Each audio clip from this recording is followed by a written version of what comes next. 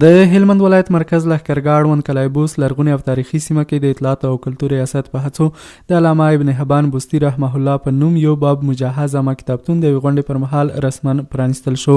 د دغه ولایت د اطلاعات او فرهنګ ریاست د فرهنګ او ګرځندوی امیر مولوي سلطان محمد حنیف ویل د دې ترڅنګ به د یاد ولایت په ښوونیزو مرکزونو کې هم د ورته د نورو کتابتونونو شمیر زیات شي. د نوموړي په خبره په دې کتابتون کې اوس مهال 2000 جوړ د اسلامي تاریخي د فکري جوړښت د اجتماعي علومو او داس نور بلابل کتابونه شتون لري.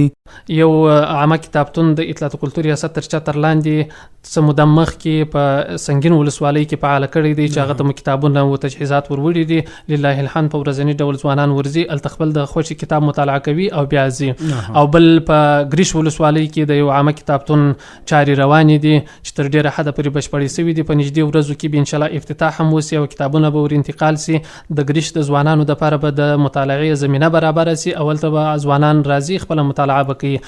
بلخا بیا د دې ولایت لیکوالان حبیب الله زکی او حضرت عمر شیرزاد وایي دا ډول کتابتونونه به د ځوانانو د علمي کچې په لوړاوي کې مهمه ونډه ولري او کولی شي د ټولنې ټولنیز پرمختګ ته وده ورکړي.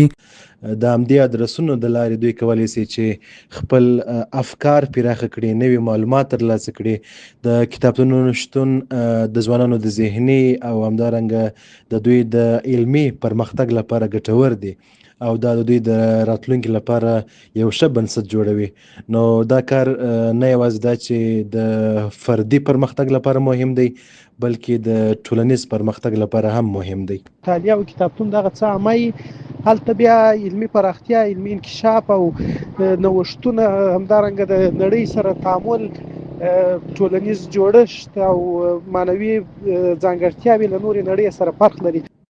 د یادولو وړ ده چې د دې کتابتون ترڅنګ څه وخت وړاندې په سنګین ولسوالۍ کې هم د هلمند د اطلاعات او کلتور ریاست له لوري یو عامه کتابتون پرانیستل شو.